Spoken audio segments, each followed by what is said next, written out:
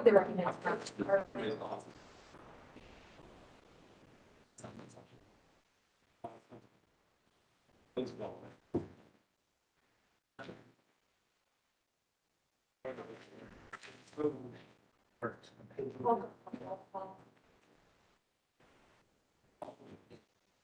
Oh, good afternoon. How are you? You know, it's happening.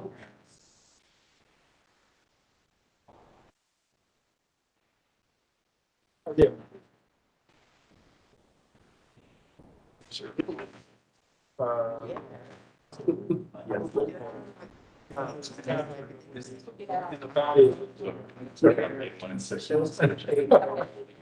Yeah, yeah, overlap that lines and stuff. Yeah. Like you. Same as well. Thank you. Thanks. Well. There are no.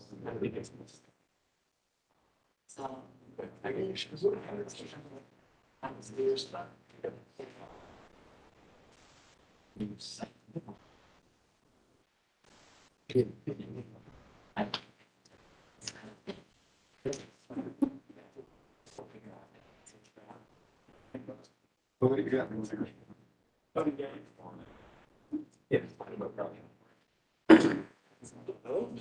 Hey, Glenn? Good, how are you? Bill.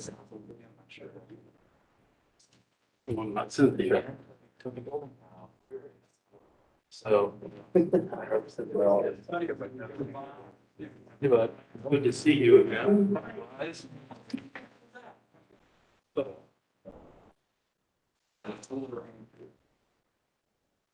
that kind of thing. Yep. Okay. Sorry.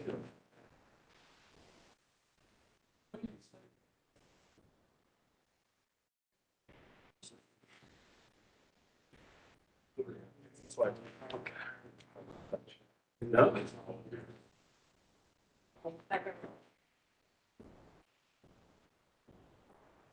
Hey. How are you?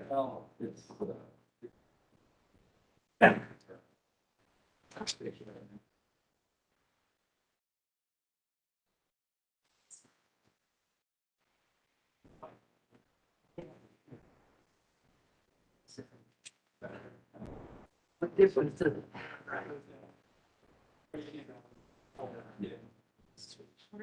I know I had to do a little adjustment. There's some that don't move, so you might need to scoot your chair. What'd you say? Some don't go up and down. Yeah, it's good that this one does. So this is smart. It goes all the way down. This is a broken chair. Thank you so much. Got it. To maintain accessible entrance, one on the outside. It's something. Exactly. Yeah. But we should let that. Yeah, sure. Right. It looks like we have a. You'll have to get up and help me eventually, you know. He's close by. Short, And limited, on this recorder, but 2 pages or 1 page. lights on. Two. This is not coming It on. might go this way. Just spread. I just, share one? that was impressive. Whatever I can do to help. Yeah, I like it. Not plugged in? No, it's over there. Might be the one that I tripped on. Are all the rest of your microphones working? Yes. It's plugged in. The one that used to wouldn't go off, number 3. They fixed it.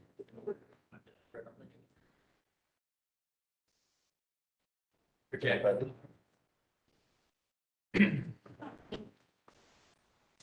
Technology. You guys can share, it'd be nice. We won't fight too much. We won't fight. Does it plug into mic 3? It's plugged into mic 3? Yeah. Huh. Okay.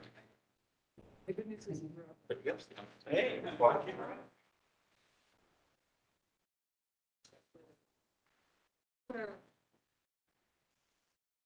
Okay, it's Connie after 4. Okay, to get us going. Yes, I'll go in here, recording.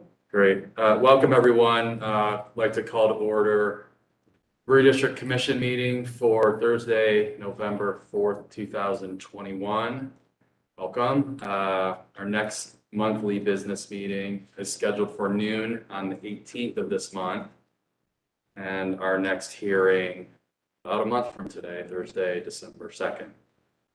Can I swear in the staff, please?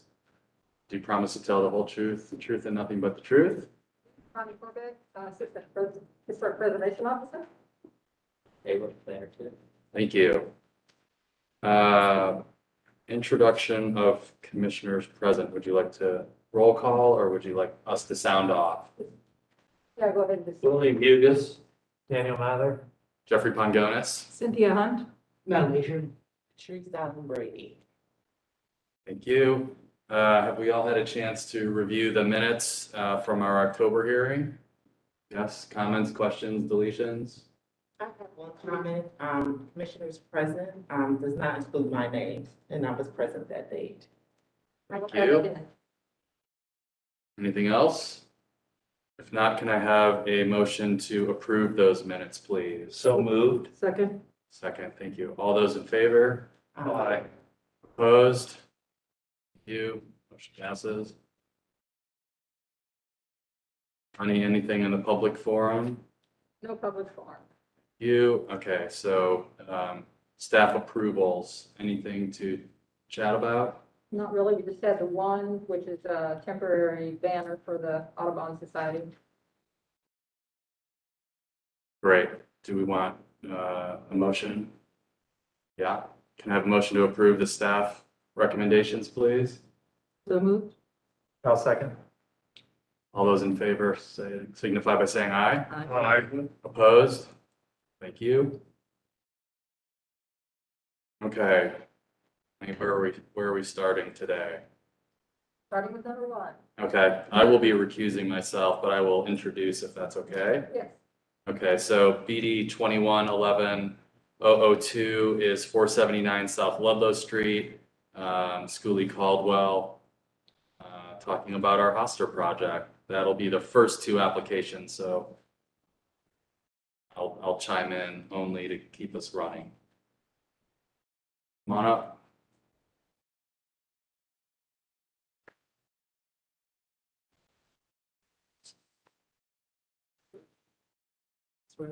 Oh, sure. Sorry. My duties. Can I swear you in, please? Do you swear or affirm to tell the whole truth and nothing but the truth? I do. Thank you. And your names, please? Samuel Rosenthal. Dwight McCabe. Great. Thanks, guys. Connie, would you like to start or would you like them to start? I'll start. So this is for new window openings on Building J, to create approximately 50 new openings for the submitted drawings, and to also leave 2 bricked-in window openings, which is an existing condition, as is, that were previously approved to be restored. Applicant has noted some existing windows are high from floor level. The addition of lower window openings is proposed to make the space more usable office tenants.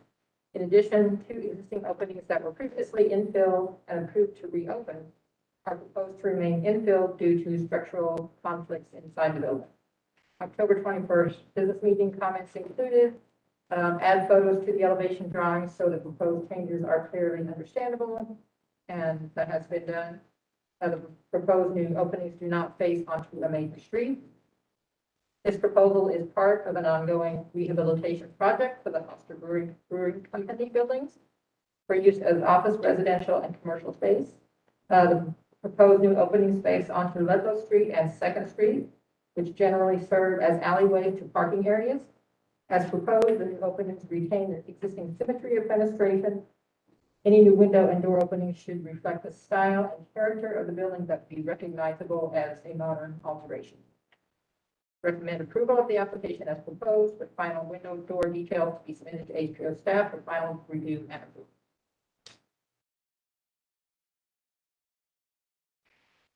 I'm just going to request that we fast forward to the last slide real quick so you all can see the current progress. Yeah. Look at that. All right, so I'm going to go to the end and, just talk about where we are and while we then go backwards to explain what we're trying to do. So if you go out on the site today, you'll see that most of the building is actually opened up from what the cover slide was showing. Highlighting on the right image in the upper left-hand corner of that image, there are currently 6 openings, and we're seeking to add a few more above the 2 low ones in order to bring that light in. So I just wanted to give everyone an overview of what the finished product looks like, and then going backwards to highlight how minor these window changes really are.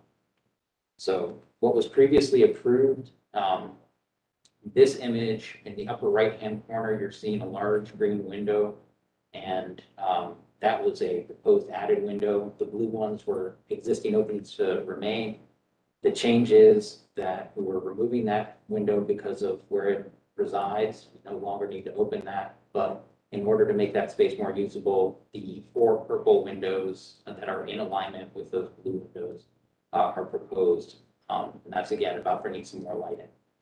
So the photo over here in the upper right-hand corner kind of shows that for context, and I hope you can kind of envision where those purple windows would then sit below the top 2 in that upper right-hand.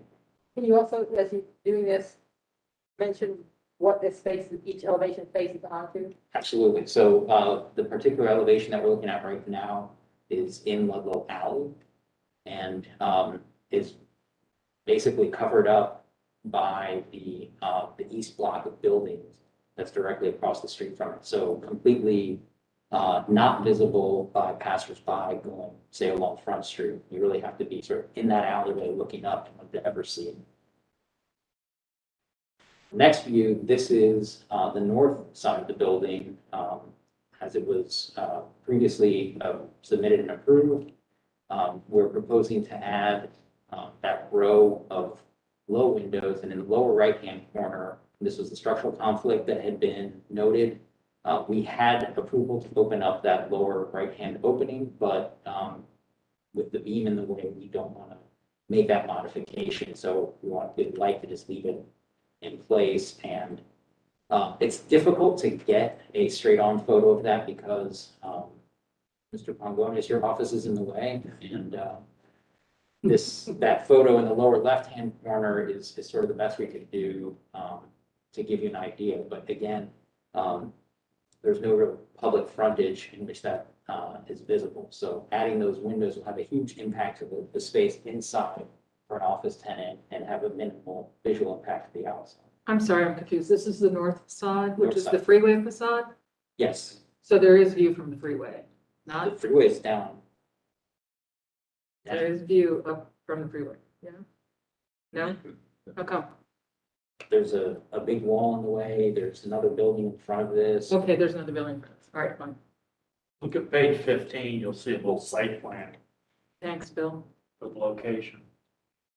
So then the west elevation over here, this was the previously approved version. We are adding more openings here, and most of them are windows, but we've added a couple louvers for mechanical systems in order to serve the space. Those are all in those purple clouds. The impact on the facade is here. This is fronting on Second Street, which is not a public street at the time. It's just access to a parking lot right now. And in the future, plans are to put a parking garage opposite it on the parcel and screen view from apartments which are nearby. That photo, you can kind of see the what are shown as those blue windows, which are existing now, and the purple ones aligned. It's a subtle detail. I didn't mention this, but the plan to differentiate the new from the existing is that we have flat tops on all the new windows as opposed to the arch tops. So that's something for people that understand, you can kind of see that difference again in the future and differentiate the new versus the old. And on the south elevation, we're not proposing any changes. This section view, we added just to show the impact of how those lower windows, they're not color coded, but if you'll just kind of bear with me, the lower row of windows in those locations Those are more at eye level. And you can see that the sort of the floor height's pretty high up at each one of those levels. And that's why we really want to add these windows and bring them down and have them more usable for office tenants. And this is just sort of the, where we were before. And now, again, after.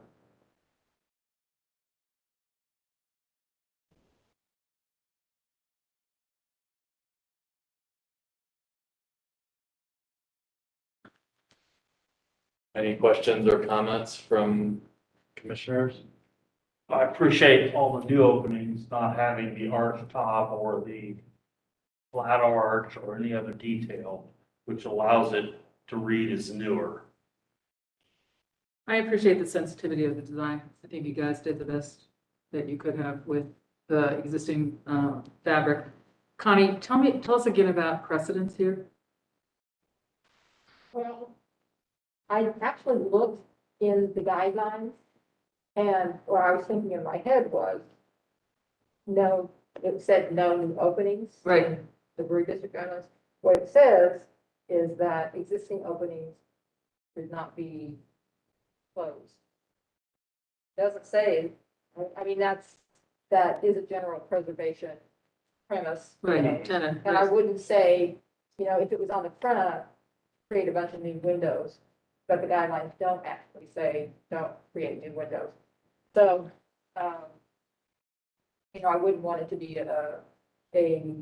considered a precedent to just do it willy-nilly. Right. But on a project like this, on such a huge building where they're facing alleyways and so forth, or tall buildings, and they're small window openings, it retains the symmetry. I think it's appropriate for a project like this to make these huge buildings that are otherwise unoccupied, make them usable space. Do we have to say anything about precedents associated with the stuff that we have built in? Yes, I would think. And then do we need to establish the rationale for the choices that we're making for the new windows? Yes, I would say so. I mean, windows that have already been built in the past, they're not required to open those. So, they were going to open them, but leaving them as is okay. So I'm confused. Are there any existing windows that are closed off that weren't already approved? You're not closing, is that what you're asking? Are they closing windows? You had one that you were going to open up, but you chose not to, right? Correct. Okay. One. And the green window, you're saying they approved as a new opening, is what you're saying? Correct. Yeah. And what was the infill that's currently in the window opening that you're not opening up? It's brick now. It is brick. And a little dirty over there, in that corner. Oh. All right.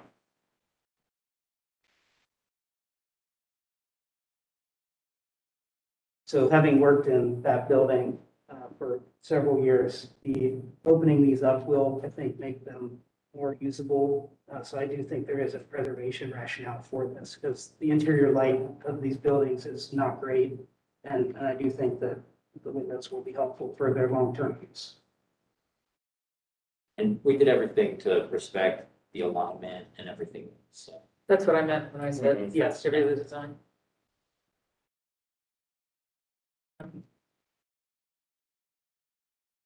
No other comments? Would someone like to make a motion here? This is final approval, right, Connie? Yes. Connie, I think you gotta make a motion on this one with the caveats. Cynthia. Cynthia, Or sorry. whatever my name is. It's been a long day. Motion. That's going over. Hey, you. Yeah, that works. That works.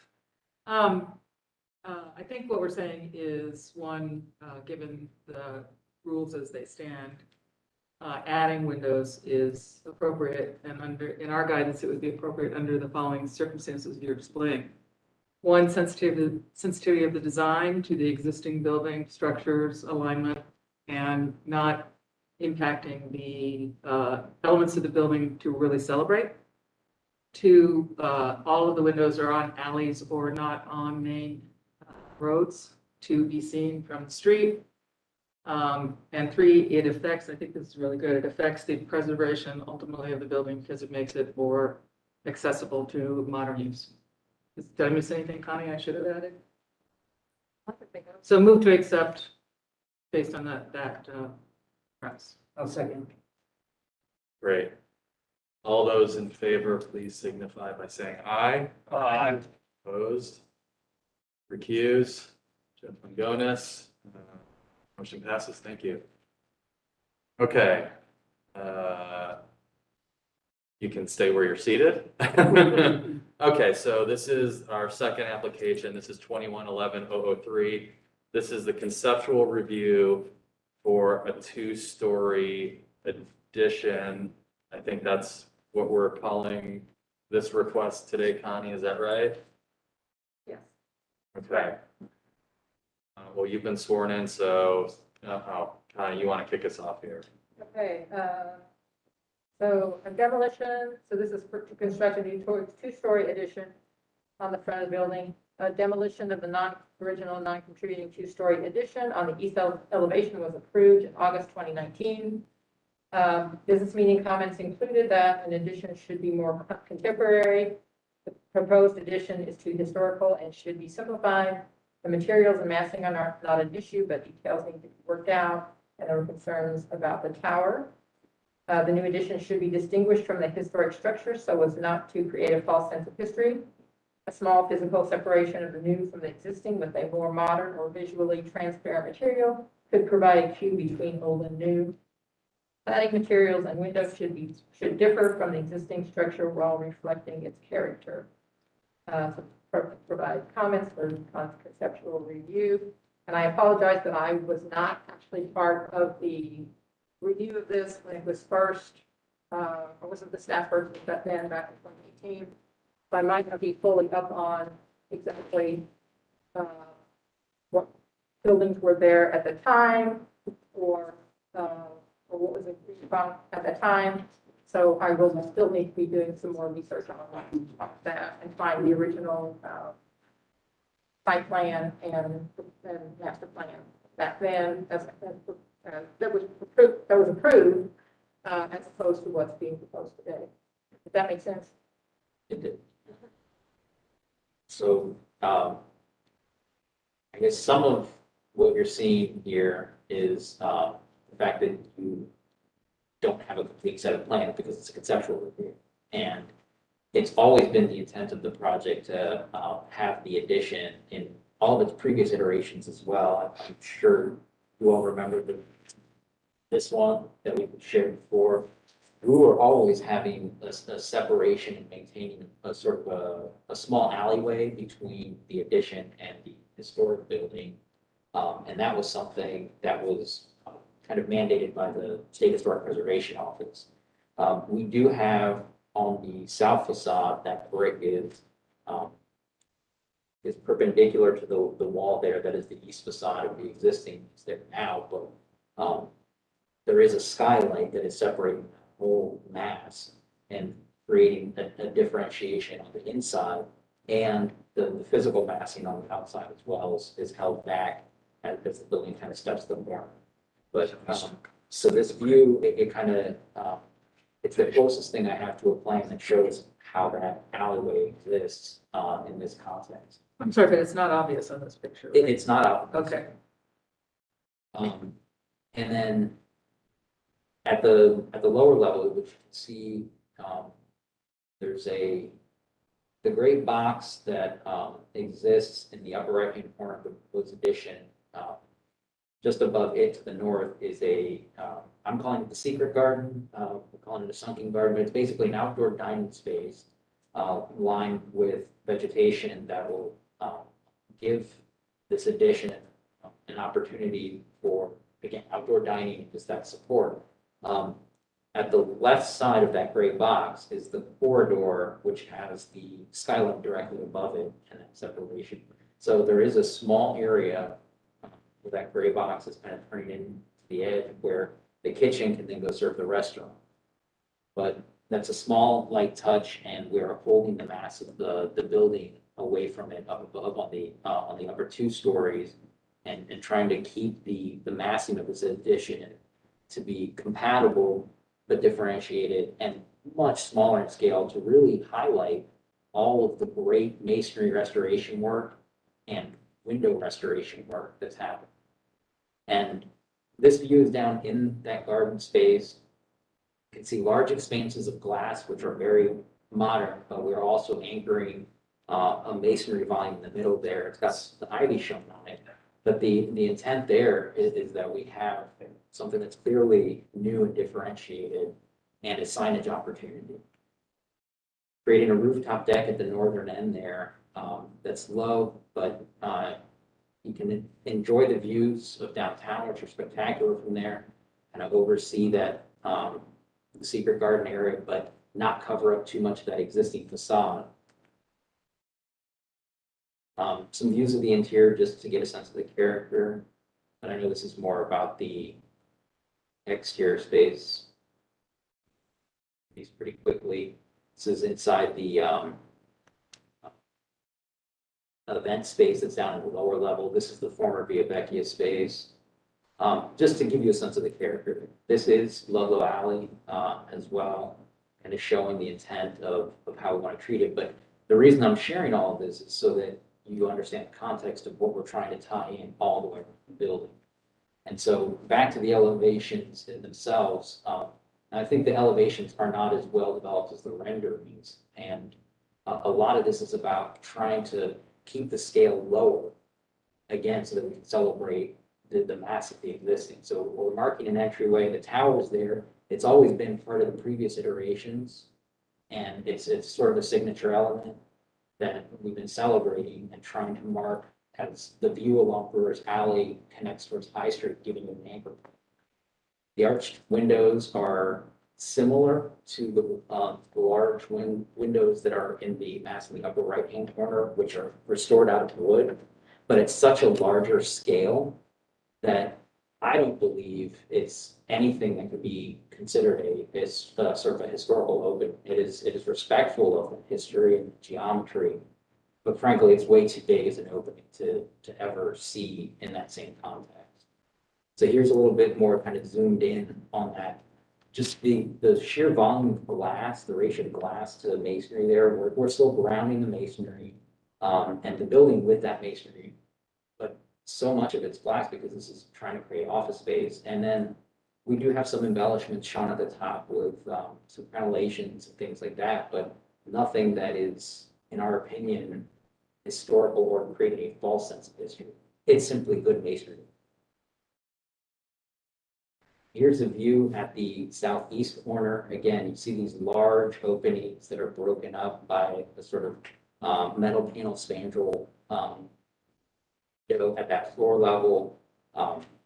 Just again, the large expanses of glass, I think, are a lot more contemporary than what is shown in the existing.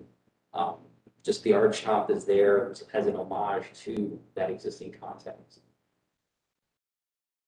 The elevations, again, we never really see buildings this way, but we included them just to facilitate the discussion. But here's the east elevation with the frontage. The main reason I wanted to show this one is so that we could all understand how much the grade is sloping to the south. Oh, and actually, I want to point out one other thing. Just looking, we grade out the mass of the existing building beyond to highlight how much of the building we're now showing off. The previous additions basically covered almost all of them. The work there has been so great. We're glad to have this opportunity to celebrate it and show it all.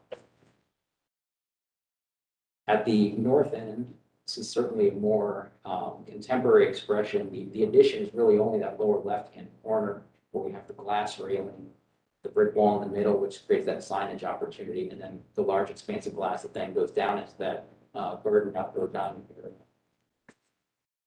On the south end, that's where the tower kind of turns the corner. That mass, although it's rendered as darker in this image, is actually set back. So the thing that sits proud is really the historic building that's on the left in the center. And that's why we wanted to show that rendering, is so you could see how it's set back by about 30 feet or so. And I will go back to that rendering view now just to sort of highlight it.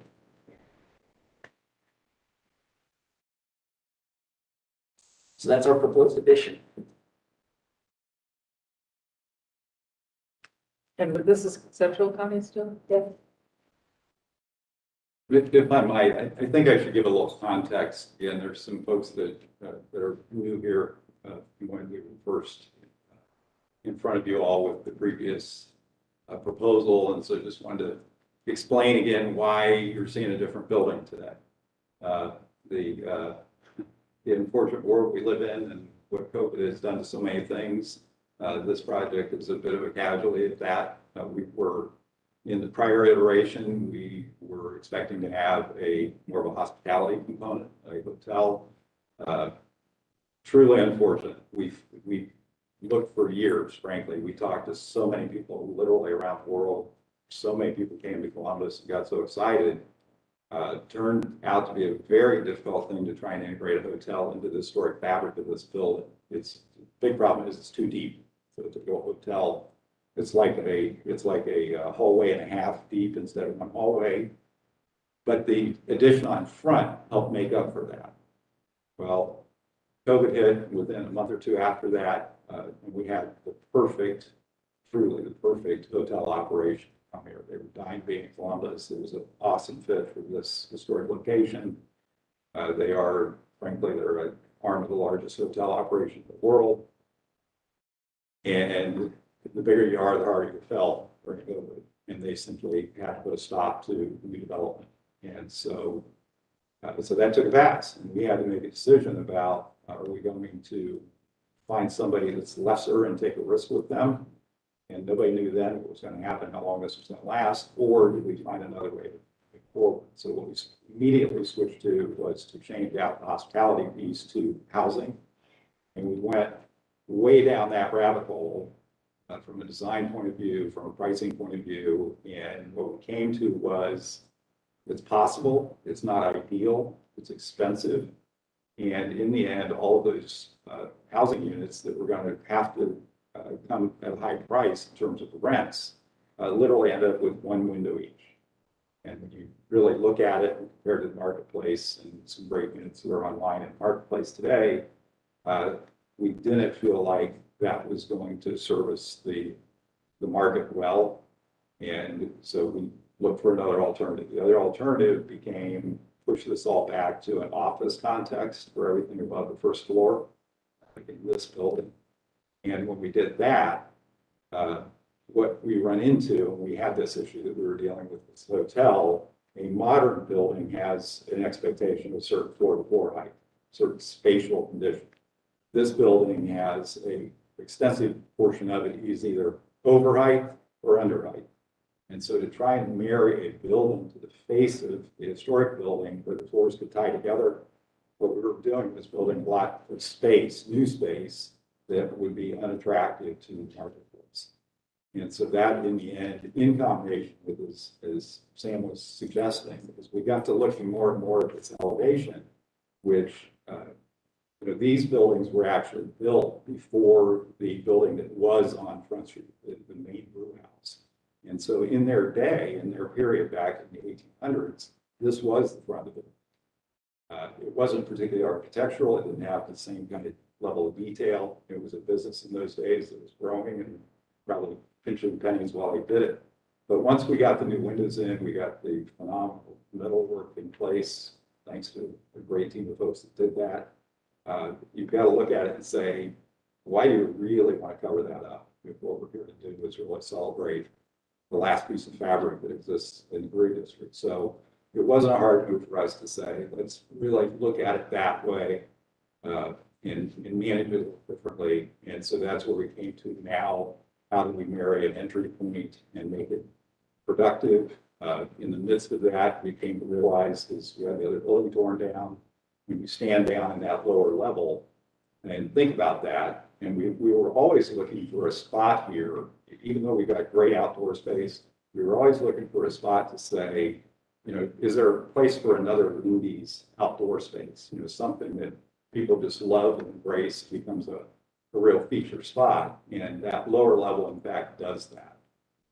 Then it gives you a great facade to look up on the historic brick face and celebrate that. So that became a kind of driving direction. And the more we looked at it, the more we talked to people just on the street, the tenants and prospects, they love that. It's also quiet. So you stand out in there today and you don't hear the freeway noise, which is fantastic. So it just kept driving us in this direction, and it just seems to make plenty of sense. And we just have to try so hard to create something on Front Street that, again, was going to cover up what we should be celebrating in the first place. This area is sunken from the public right away. It is, yes. And it does, you can't quite see it here, but on the very left side, so we got ivy covering the sidewall. There's a stair then that gets you directly up on Front Street, which again, we felt was a great link. So you can actually access this directly off Front Street, or you can access it through the southern main entrance of the building and come through the restaurant at that level and get here as well. Could I share a photo with you real quick so you can see that context? This is, they're shoring in place. So it's partial.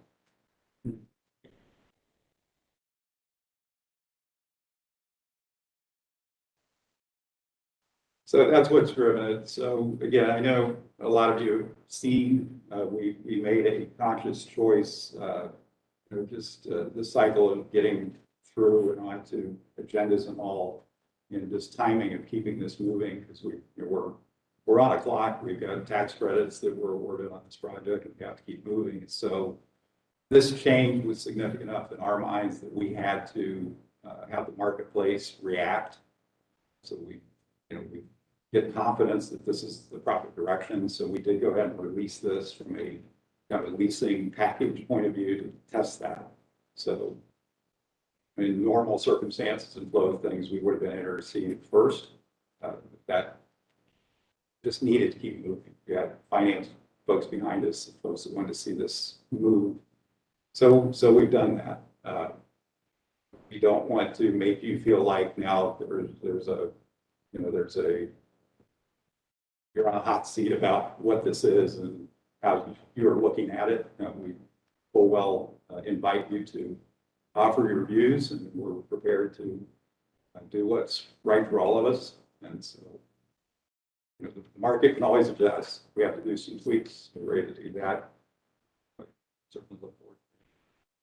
So this is wishful thinking, but is there not a scenario being played with where the second courtyard could be filled in with building in the future? That's not the intent. And the structure of the existing buildings, it's really a collection of about 9 different buildings, and the different alignments of floors and everything. I very selfishly, I only want to figure this egress out once in my life. Sure, yeah. Never deal with it again. It is absurd how the alignments need to be figured out. But this is a space I think really to be celebrated. Now, of course, 100 years from now, if somebody was wanting to get in there and pick up an elevator or something else like that, all that's in the way is something larger. So dig a new foundation, have fun with it, good luck. But the intent is not that we would ever infill this. It's a space I think that's to be celebrated. Another point to be made too that we started struggling with is to make a new addition work here, we're really fighting building codes in a very complex way. And we're using the chapter 34 provisions on the historic side, but when you get to the new build, you just can't apply those through that historic wall. And so even on this new addition, the scaled down addition, we were just talking about that again this morning, there's a very real likelihood that on the inside, so what's now that exterior facade, we have this gallery that's skylighted above and it's a feature element. There's a very real probability that we can't even leave that existing brick exposed to the inside of the building. We'll have to build a separate drywall enclosure to provide fire separation walls. So this entire facade, if there were a building there, that brick would be covered up forever from the inside. But that's just a hard thing to do. Spend a lot of effort to. Even from a marketing standpoint, that's tough thing. It is, and so if you weigh this all out and you look at, and it's also a very narrow site. So when you think about proper building depths and servicing corridors and all those things that we've done, which poor Sam's done a lot of twists and turns on trying to figure this all out. In the end, what you're left with is space that is really not nearly as leasable or attractive as you would hope. And the last thing anybody would want to do is create a building here that becomes problematic in the marketplace.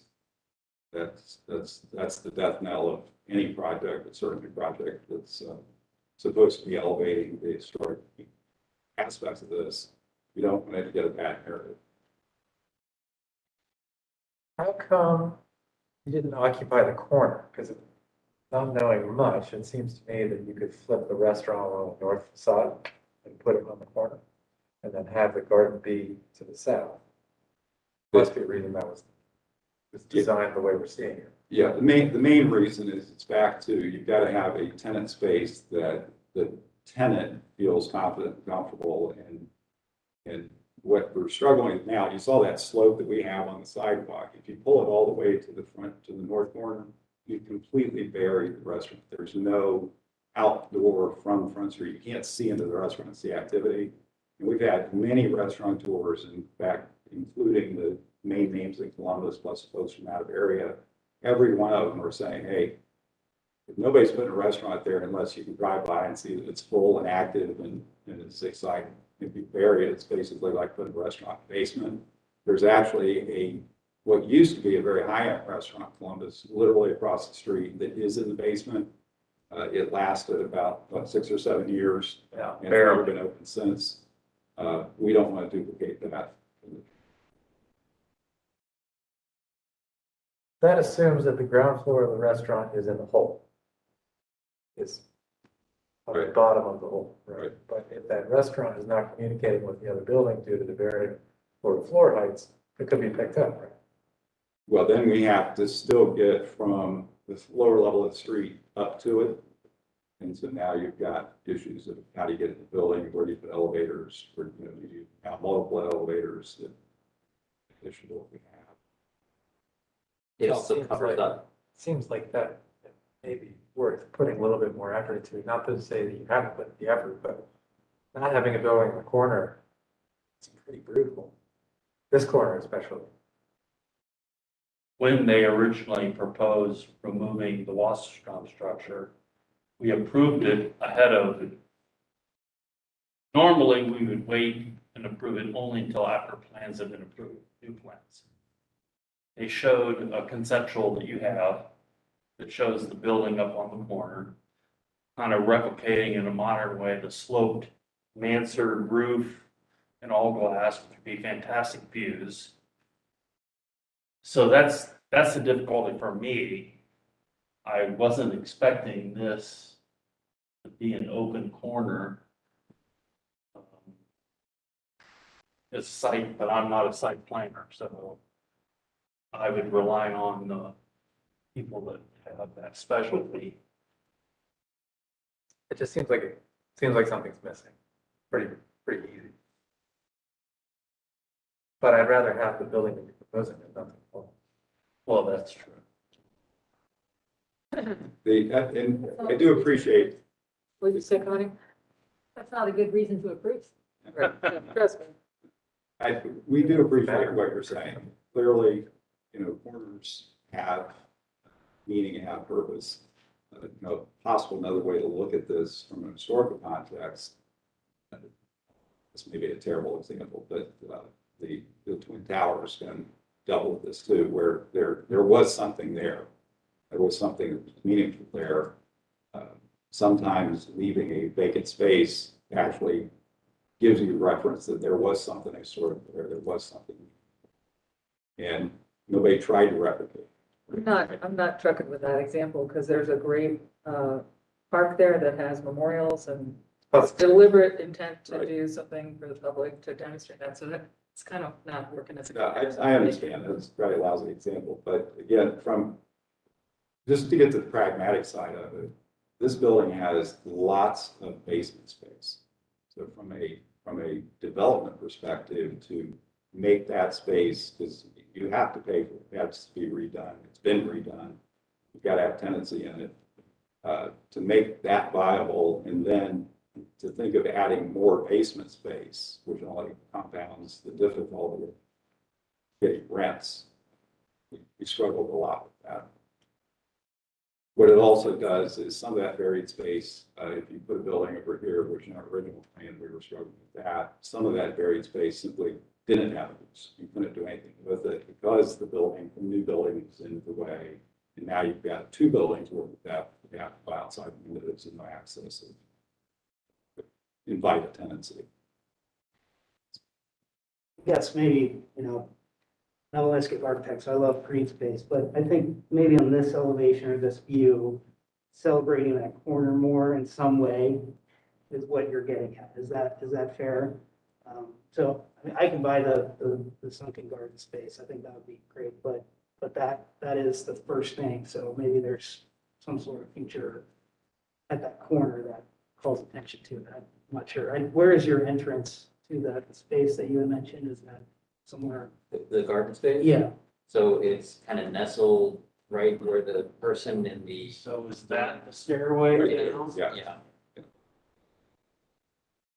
It's there for two reasons. One is that gives you a kind of a direct shot. You can go down there and go in the restaurant, or you can go in the garden. And if you try to do it at the other end, now we've risen another 4 or 5 feet in height, so that stair becomes really extensive to get down in that lower level. Matt, are you suggesting some sort of more solid wall on the north? That maybe has a bit of branding to it, so it looks like an It could be extension of just something, and I'm not suggesting what's on the other corner. Yeah, because I not- think that's maybe not- too much. Not a toy tower. Right. Yeah. right. Or, I'm sorry, the other corner across the street with the Brewery District entry sign, that's not what. But just something that says, here's the corner, Yeah. hold it. And it's maybe even more ceremonial, entry to the park. Right, maybe, yes. At least more identifiable, because right now you can barely tell where to go down. Right. Mhm. So I think in summary, I think there's a fair amount of consternation / feedback on the placement, right? You're hearing that. I want to just briefly talk about the building. Right. I didn't want to involve that until we at least talked to the. I'm ready to talk about that. Site You guys- planning, The isn't it? site planning stuff is done. I'm ready to talk about it. Okay. Daniel, and you guys have anything more?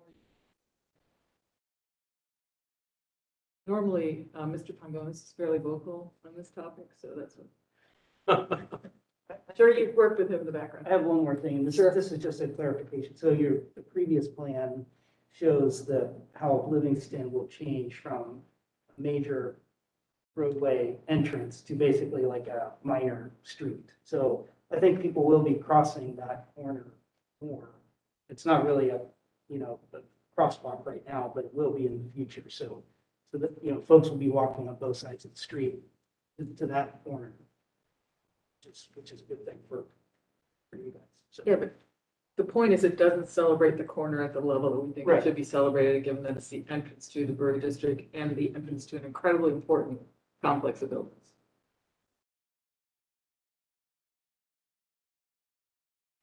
She said it well.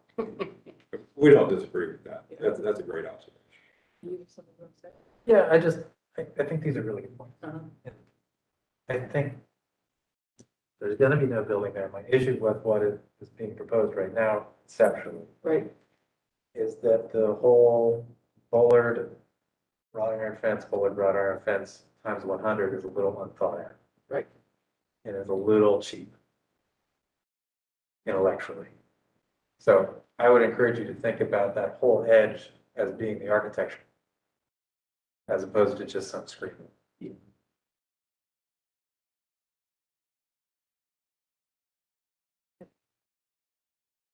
Building time?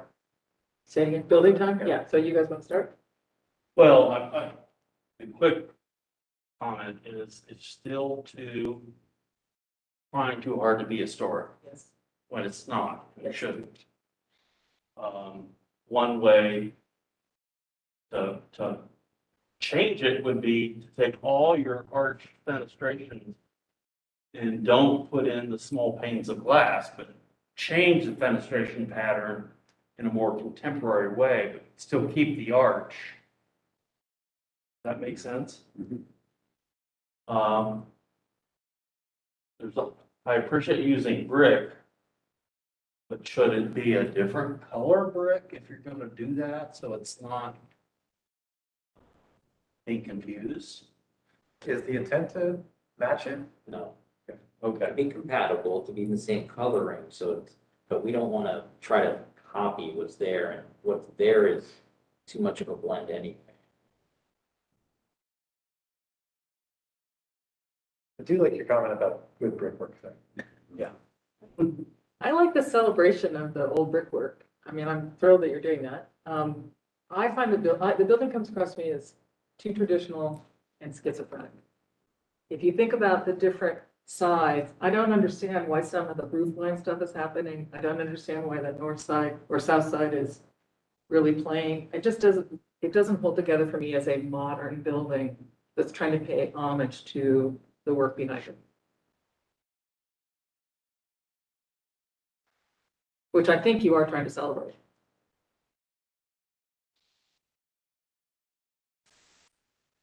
on the south side of the addition, between the original and this addition, there really should be some kind of relief space, similar to what you're talking about with the skylight, but wrapping down so that the bricks don't touch each other. Absolutely. Easily done. What's in the turret? Conceptually, a kinetic sculpture.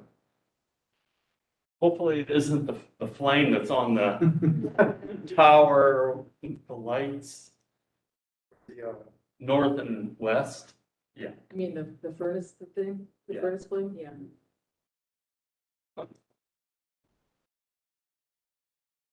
It doesn't work for me.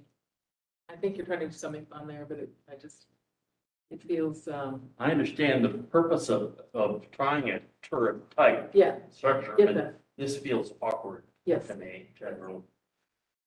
If you took off the metal bit, yeah. I could kind of get behind the stepping of the brick in a way it would look like a ruin in a way. And that was an exploration of the intent, is that this was, but we thought that didn't create too much of a false sense of history, right? You're gonna build something just to fake that it's gone. Yeah. Can people go upstairs and look out there? No,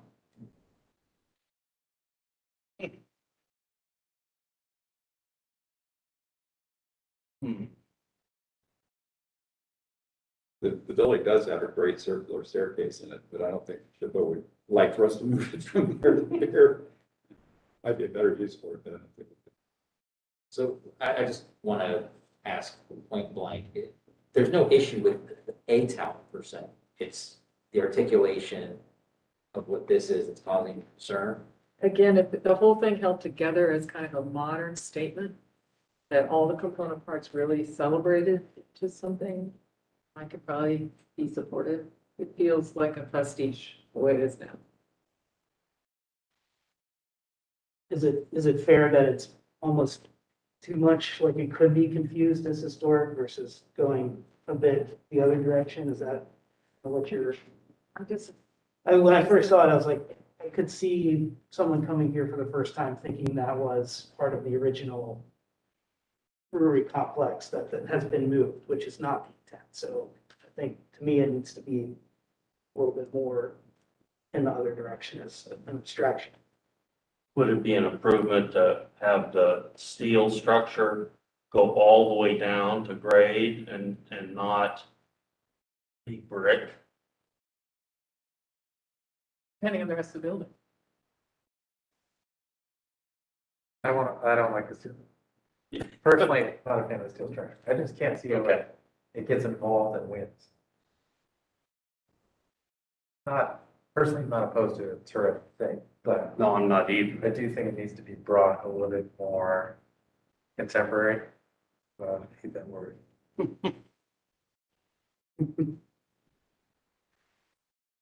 It's a tough one. Yeah, we get that It it's is. hard. It We is. get that it's hard for all the reasons you guys have discussed. I do think changing the fenestration would go a long way to help you. I'd like the celebration of the brickwork on this. There does need to be a separation on the southwest corner. And then the whole issue of the turret. So we're If you not go opposed, down, we're not opposed to the idea of something there, just not yeah, I'm not necessarily supposed that. to, That ain't it. Yeah.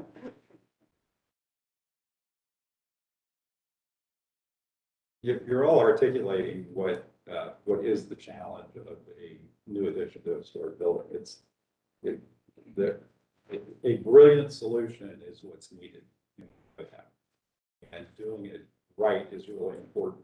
The last thing any of us would want to have is to have an addition that goes on here and the public comes down and questions what that is. We don't need, a lot of times the contemporary buildings in particular, you either love them or you hate them.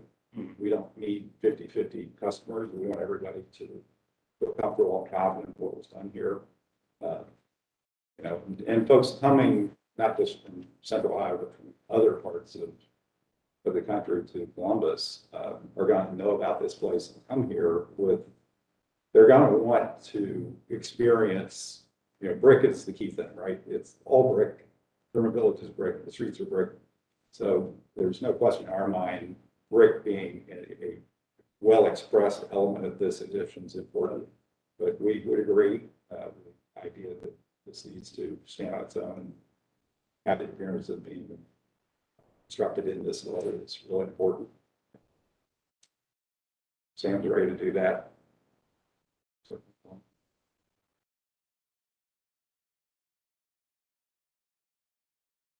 Any other, any other comments for our friends here today? Any more discussion, anything we missed? Any thoughts that the group should touch on? No? I'm going to say something crazy. Not like I haven't already, right? I think, I want it to be like the Louvre. I mean, I want it to be like that pyramid, I get that this is not about renting and everything else, but I want it to be that quality of new build in front of this fabulous historic thing. And I want it to be disjoint from the standpoint of it doesn't, in my mind, it doesn't have to be brick. There's plenty of brick on this site. Right? It needs to be something that really celebrate what exists. Have you guys had all these conversations inside the company? We have, and the jewel box thought and all that's Right. certainly been discussed, and actually, that's good that Sam brought that up. So his first proposal to us was like this. and the secretary. The Secretary of Interior said no. Oh, okay. They absolutely, I remember it distinctly, we had brick that stopped in places. Yeah, They I said, think that would be awesome. They I mean, I said just it- want it to be, Yeah. just come and celebrate this fabulous complex and enter into this modern portal to, what their hard line was, your new addition has to read like a masonry building. The masonry has to hit the ground.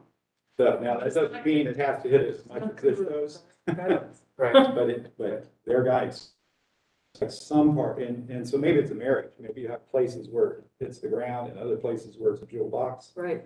We can look at that. If you have part jewel box, part great brickwork on this Yes. fabulous masonry building, I don't think that you need things like the turf. That is very true. That is insightful. Thank you. I like that. Yeah.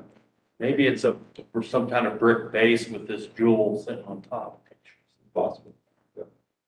Or I like the irregular concept. I mean, again, I would love to see the Louvre, that kind of quality in Columbus. So you gotta show us your real drawings there? I know this trick.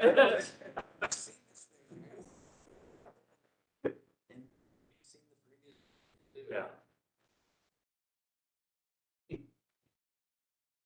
Okay, I Thank you. appreciate the. I think we feedback. should Yeah. wrap there. Sorry, Sam, I didn't mean to It's interrupt your just closing. Feedback. I think we've been so biased at how good the brickwork looks at the picture that we just stand back and say, oh, it's great. So, thank you. Great. Thank you. Thanks very much. We appreciate your hard work on this. We'll find a solution. Oh. All right. I think we're ready for our next group. This is application number 3/2111-004A, and we have a 4B. Connie, am I understanding that 4B would be recommendations for variances? Is that right? Yeah. Okay, so change of use, right? And we like to discuss design and then the mechanical stuff afterward, right? Start with A and follow with B. Okay, I'll swear you in, gentlemen. Good afternoon, evening. Do you swear affirm to tell the whole truth, nothing but the truth? I do. Thanks. Ames? All right. Sorry, Daniel Ayers, MBBJ. Jeff Brown with Smith and Hale. Thanks. Everybody else is there as a part of our development team, in case you were wondering. So supporting players. Yes. Yes. Great. Connie, are you going to kick us off today? So this is, as you said, in two parts. One is the new construction of a residential development with 3 residential buildings. Phase 1 and 3 includes residential building with 345 parking spaces and so forth. The second part is a request for recommendation and change of use. Change of use would be from M manufacturing to CPD commercial plan development with 2 variances, first floor residential, and then also a parking element for that. This development was conceptually reviewed in July and October. The project has been reduced from 5 to 3 buildings. Applicant has responded to commission comments by giving the buildings a more industrial look in form and materials. A brick metal panel standing seam siding, and multi-light windows. Softening the garage with the green screen and engaging the ground floor with stairs to a clubhouse and some units. Each phase to stand on its own with athletic fields to be built in the phase 2 and phase 3 locations pending their construction. Standard drawings for each elevation, section drawings, and more detailed landscape is required for final approval. It's kind of the same discussion we had today at HRC meeting. So my recommendation is, if the commission feels comfortable with going for this, is maybe a partial initial approval, so they can get started on parts of it. But I don't think that the drawings that we have in detail are there yet. If you feel comfortable, I think, the recommendation for change of use, the variances, I don't see anything unusual about those issues, and you could make a motion on that if you feel comfortable with that. Okay, thank you, Connie. So, Dan, amazing package as always. I'd expect nothing else from your office. I see 71 pages in there. Why don't you guide us through, knowing we've seen some of it at your discretion? Yeah, you've seen a lot of it. I'm going to jump through the first part. You guys know the site, been talking about it for a while, a lot of history. Still building on that history, still using that as a guide for us as we go through this. There were a couple of key things that were discussed last time around. This is actually an updated site plan, very subtle adjustment. There used to be a small building out in the landscape. It was a kind of a triangular shaped, smaller building. With the floodplain issues, it just doesn't quite work as What well. was that for? It was a amenity building. That's right. We have to keep lifting things up, and so we built a lot of the amenities into the actual apartments themselves on an upper level, which gives them views out over the park, which I think works better from that aspect. Is there enough to sustain one building? Yes. Okay. Yeah, exactly. And in the end, as it develops, each one, and we have bridges that'll connect each of these together, which is part of the floodplain issue. But it can also become a sharing opportunity of each of those amenities, varying between each phase as it develops. The 3 phases, there was discussion. I'm going to jump ahead. Well, site circulation, continue to develop and work with the parks, and done the overall traffic analysis, which is at the end of the package. If you want to get into more detail for that, all of that, Jeff is all good. Yeah, no, we've submitted the traffic study. The city has done their review. They sent us comments, which they do on every TIS that you submit, and revising for their letter, and we'll be resubmitting end of the week or beginning of next week. So that aspect feels good. The building developed itself, I think this is kind of one of the key views of the main entry, bringing some of that down over the parking garage, breaking that long facade up. I think are key pieces of how the design has developed. Materiality, continue to call out a lot of the brick and colors. I think as we look at this and develop phase one further, we'll be able to show that very, very clearly in the future. We're just, again, making sure today that overall master plan development is in alignment with what you guys are looking for and looking for the ability to continue moving forward. The garage screening was mentioned as green. We do have 3 options here. We are studying those options. Each one, and so this also, the second one here, you'll see there's kind of a metal screen behind. So if the greenery isn't growing, there still will be a screening element that can be there. It's also picking, we may pick 2 or 3 of these because facing to the north, the green's never going to grow up the wall, right, Jeff? It's basically without that sunlight. So picking faces that are really towards that public side, maybe facing towards the railroad tracks, it may be just the metal screen. And that way we can give each of these, breaking down these facades in different ways. And then this was a shimmer wall. It could be done in certain places. As the wind blows across it, has a movement to it, can have an artistic pattern with the coloration of each of the individual metal elements. So some, I think, creative ways that we can do this that really can work well. The landscaping that comes up to it is also going to be very Is there an important. example of this in town that we can go look at? The closest, actually, it's not really a shimmer wall, but on the convention center parking garage, they use a chain link fence that as the wind blows, it kind of, this here, I haven't seen it installed in Columbus that I know of. Building section overall and kind of how we're bringing some of those residentials down a little bit closer to the ground, but still above the floodplain. And how some of the landscape is ramping up to the building to cover up some of that flood wall. Elevations and material callouts. We did overall dimensional elevations for each 4 sides of one phase of the project. You can see coloration breakdown will be done through same material, but just different colors of that. In this case, in those areas would be a standing seam metal and the other end portions as brick. In this section, this is what I wanted to jump to. So there was discussion about the 3 phases. So this is phase 1 with just the phase 1 building. Other 2 parcels being sports or play fields. We've added some on-street parking to go for visitor parking within the overall development. As phase 2 comes in, of course, some of those sport fields go away. This is the same. I think this is something with my PDFs always seems to do this. And then with all 3 together, there were some questions, I think, during the business meeting about location and why one is shifted, the phase 3 shifted to the south as much as it is. It's really to open up that view to phase 1, still back out to the park as much as we can. And then this was kind of a 3-dimensional view of how the phase 1, phase 2, and phase 3 come into play. And then the last, I'm not going to go through the detail of the planning. We've shown this before. Sorry, can you back, where are the bridges between the buildings? So I don't know if they ended up, so we're connecting, I'll go to look at it in site plan. Between I'll start with phase 3. Well, actually phase 1 and phase 2, it'll just be a small bridge that connects across at the upper podium level. Okay. And then when phase 3 comes in, it'll connect into phase 1 to the south edge of phase 1. And so something that's still to be developed hasn't been fully. It'll create, I think, an interesting, similar to Bridge Park, as you're driving through, a little bit of a gateway between phase 1 and phase 2.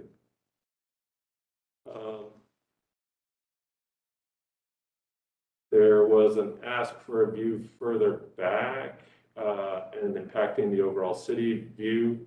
This is out back towards the Arboretum and looking back to the city. Hope that helps. It's kind of, we're getting pretty far away from the overall development, so it's hard to get a sense of scale for that. And I think those were the key things that we needed to address. And or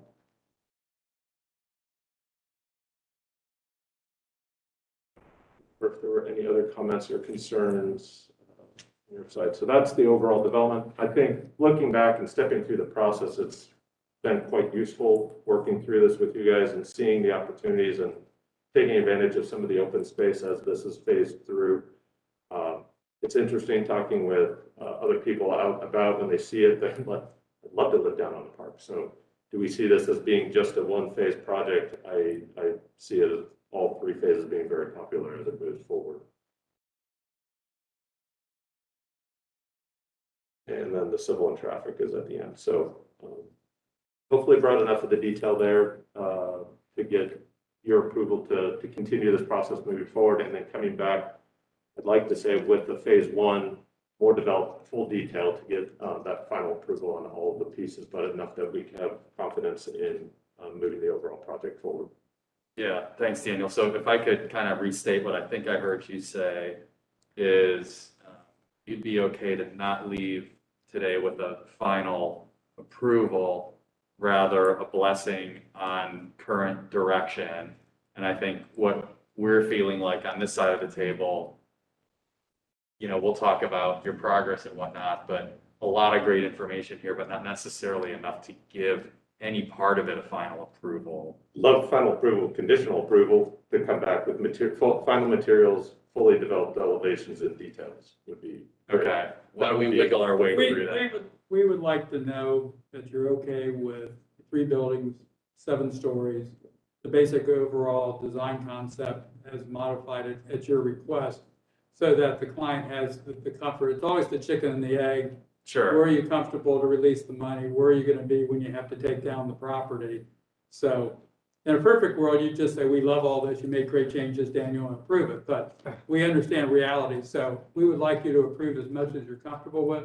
But we'd like to walk away from the meeting with an understanding that you're comfortable with the base site plan and the concept of what we're doing and the material package that we've provided. And we understand we need to come back and Sure. show you the actual colors and how things change and everything, but that's, Detail. we need the client needs a comfort level that he's doing the right thing in your mind. Yeah, I think we understand it. If I could maybe address a couple big picture components first. So I've been thinking about this a lot over the past, how long, 3 or 4 months you've been coming in, and I'm a huge advocate for getting residential on this site. So big fan. And that is not this isn't going to be a compliment sandwich, by the way.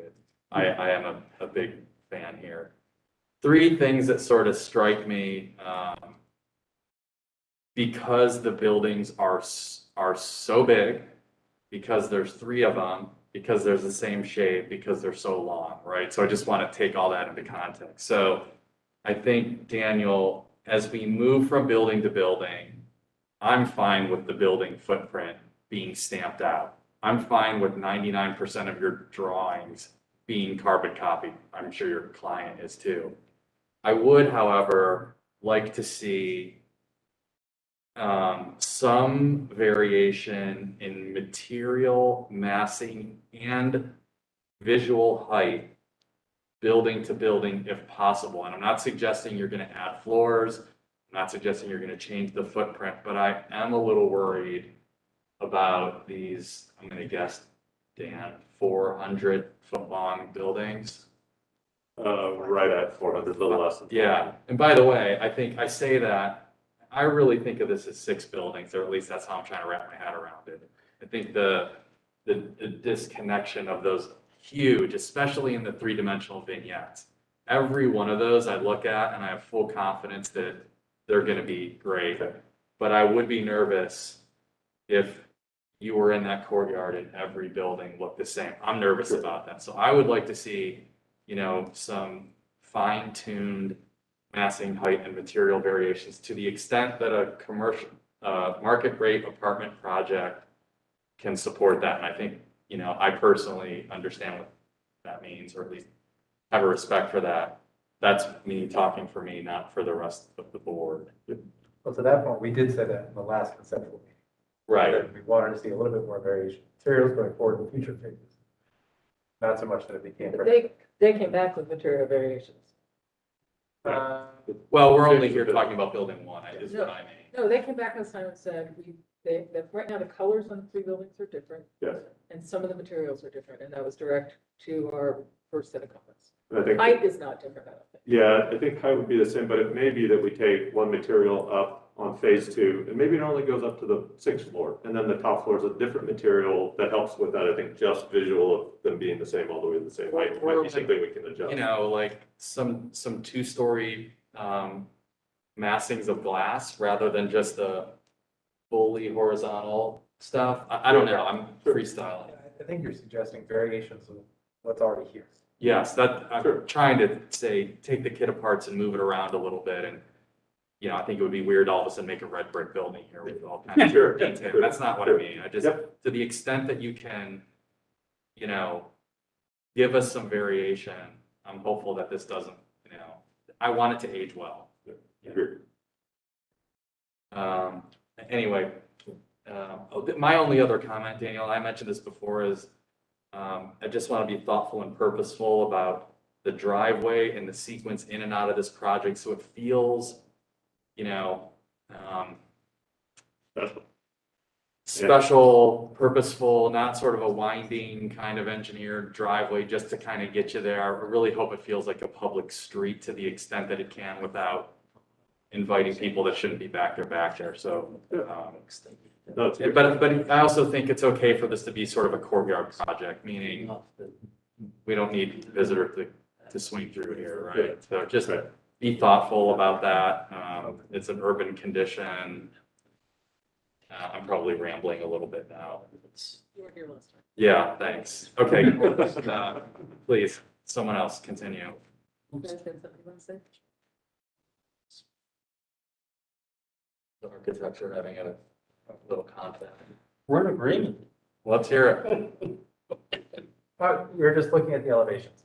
And the west elevation has balconies and the brick facade stuff. And the east side is a little bare, and I know that it faces the tracks, but It's a little flat.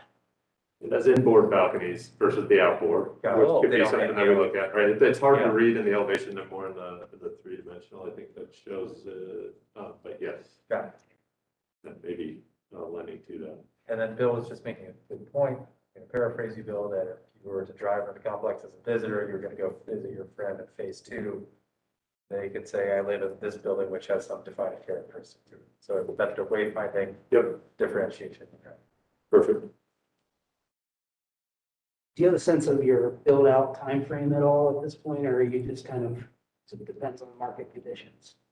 Typically depends on market conditions and how quickly things go. Well, Matt, I'll build on that though. So Daniel, one of the things that we asked you to do was present to us, you know, what phase one looks like, phase two, phase three. And, you know, I recognize I had a voice in that request, but I also recognize it's hard to build like 4 tennis courts, a walking garden, and then come back 18 months later and tear it out. So I think we want to know what you're actually going to build, not what could go there. If Matt's Yes. comment about market, we only build one building. And I'll take that a step farther. So this is my view. So rather than building basketball courts and things, that's an amenity that you have to take away in the future. I would rather you focus that kind of amenity on the permanent stuff. Soccer fields, cool, Yep. you know, got it, but the, We could focus some of that on phase three too. And Right. I mean, and then phase two being more just natural landscape that is, yeah, maybe for a short time frame. Yep. so site planning, site design comments. I think the site design for this is super critical for it to work. I think, you know, when you guys come back, I want to see details and plant selection and all that kind of stuff. You know, we all know this is important bird area, and we've got the Audubon Park right there. So plant selection is, I think, really important. Where you're keeping trees, and, you know, I think the west piece, the kind of tongue of the site, if you will, seems like you're keeping a lot of the trees there, It's the so, goal, yeah. yeah, so I think those kinds of things are important for us to know. And I think, you know, if you go to the site plan, let's see if you can, oh, sorry, you got. Oh, yeah, I can, Yeah, let's see. I think do it too, you know, page stuff. Go to it should be on like page, and the bigger site plan, depends on if you want the more detailed. And go forward from here, a few pages is the bigger, right there, yeah. yeah, so you know, I've said this a couple times, but that phase 3 building, I think needs its own design expression of how it interfaces with the park. So I think that's really important. You know, I'm not sure if that's a stormwater management basin there, but Yep. to me, I would, this is site dependent, but I would keep that out of the way of that third phase to the extent you can, because, you Right, know, as you develop that, putting that permanent infrastructure may become an issue. So that's just a thought of kind of structure here. good, We're having a little a little conversation, Daniel, about the amount of vertical metal siding. The material's nice. The question is it too much for too long? Happy to see no ephes on your, you know, to give you some scale, palette. the pods at Gravity aren't too dissimilar in about, they're about 100, they're a little shorter than the length of what one of these is. I mean, we're breaking these down in this Z shape. The pods on Gravity aren't too dissimilar to that scale. So it's a metal vertical siding that also goes along there. But understood that it may want to change depending on maybe phase 1 to phase 2, or within even those two in the two Zs, one Z may end up being different. It's something we can look at. I think you're gonna study it. Yep. I think in the future, if you just come back and let us know, if you don't change it, why you didn't change it, tell us why. And if you do wanna change it, I think we're open to it. So I agree with that. I mean, you we know look what? forward to the development. Yeah, and I'll, you know, I know I sort of said it again, this is a tricky one to look at in elevation, but, you know, there's a lot of great perspectives that you get where the stair towers break up the mass, and I think we like that. I think Daniel was making the point, we are, even though it's facing the tracks, a little worried that you don't have that same visual experience on that other side, so I think that's what we're circling around. Okay. Try to humanize it, sure, that's a good way to say it. I think as you develop the northern connection, I would love to see some, you know, the full kind of plan for that. And I think that's a great thing that's part of your project. So that's why I'm saying that, because I think how that connects in and that becomes a great connection for the whole community. I think that's a big benefit to your project. Great. Yeah. ODOT will have that lay down for a period of time for the construction of 70. So that connection to the Okay. north will be something that would go in at a later date because of that situation with ODOT. Gotcha. Okay. What does the timing for that look like? I can't remember the components. Landon, you remember?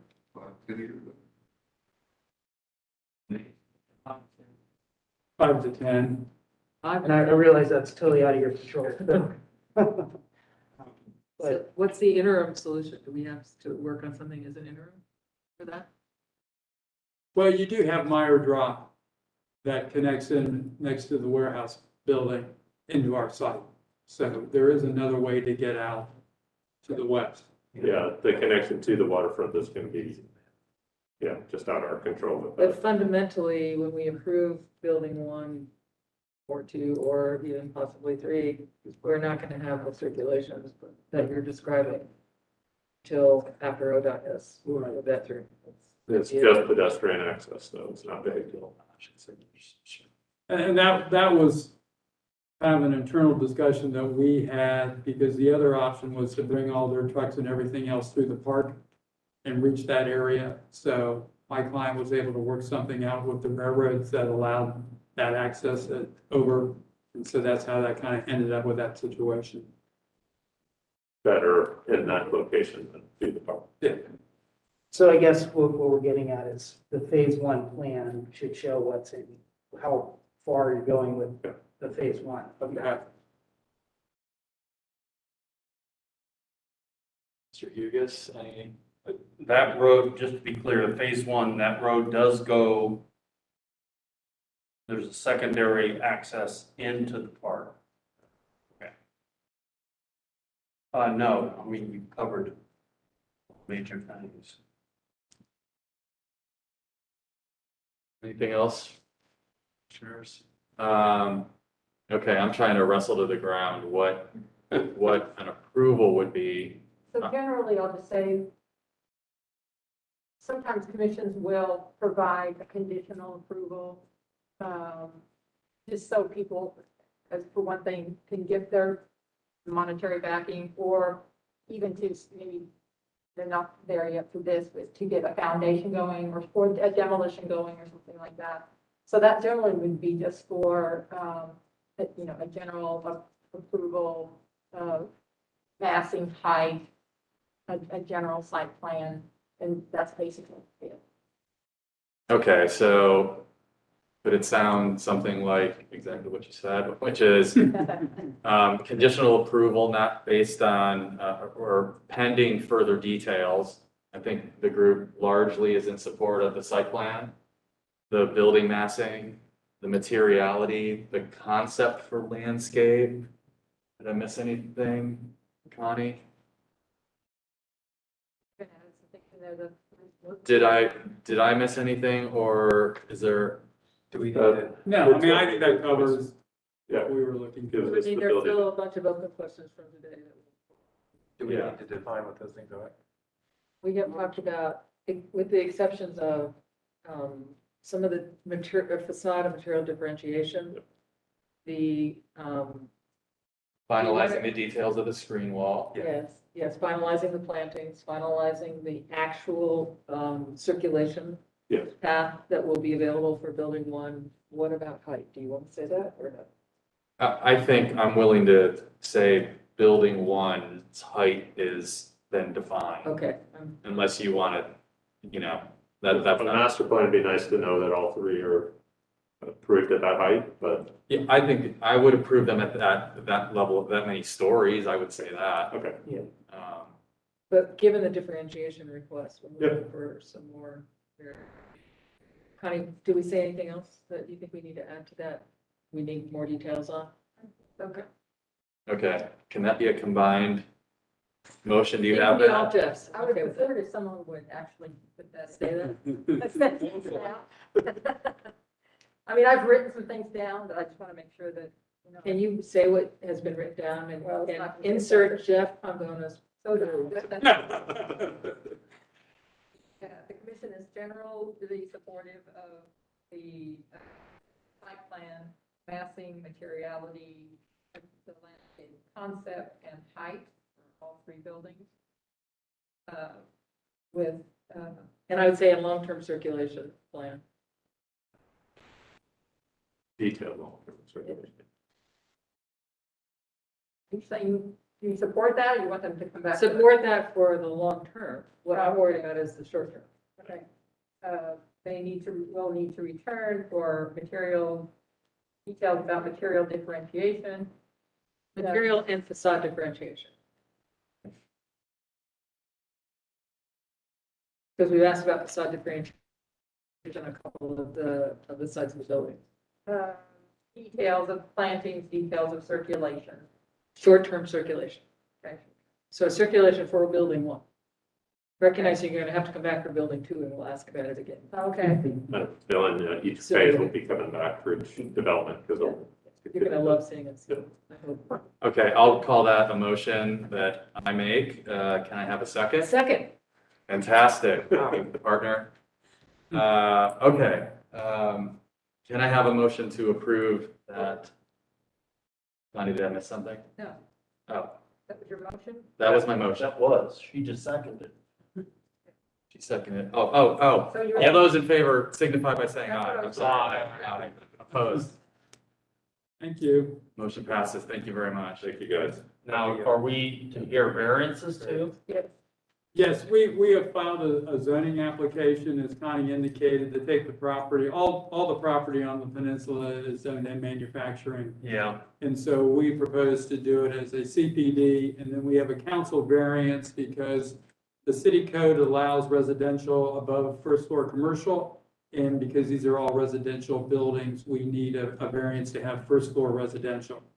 In addition to that, with our parking numbers, the code would require 1.5 spaces, and we're at 1.34 for the development. And just so I'm clear again, your first floor is above the, I forget what you call it, the platform? The floodplain, yeah, it's up. The platform yeah, brook. because of the floodplain. Because of- But that does mean that there could be flooding in the car area, We are currently have a flood wall that protects the car area. even better. Thank you. I don't think I knew that. Okay.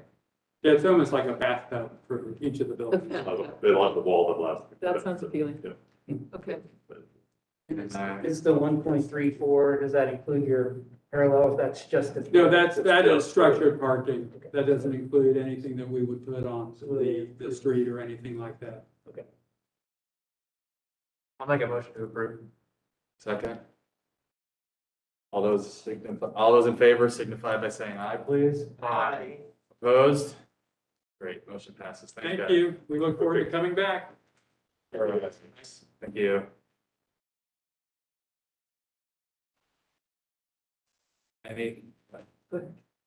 Any old or new business to talk about? No? Can we stand adjourned? So moved. Is there a second? Second, All in favor? signify by saying aye. Aye. Thank you. Just to be clear, downtown commission, they never vote on adjournment. They just say, we stand adjourned. Louis? That is correct. They also don't do conceptual approval. Really? You mean, like we just did? They don't- They don't approve it. To me, it's not binding anyway. All we said is we generally support the direction you're going, and you still have to come back. But they do. We're on.